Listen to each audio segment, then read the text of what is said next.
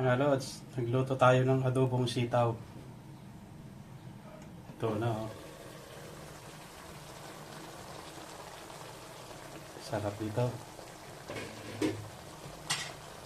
Lalagyan ko rin ng tokwa. Naiprito na ito para mas lalong masustansya. Ito oh. Sasama ko dito. Naprito kasi mas masustansya. Ayan na.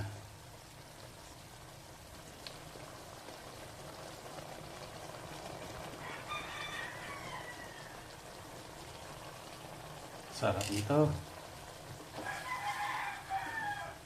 Para mabilis lumakas si Mama Bear.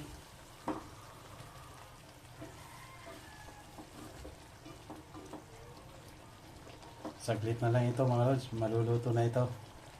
Yum yum yum. Tikman muna natin ng sabaw.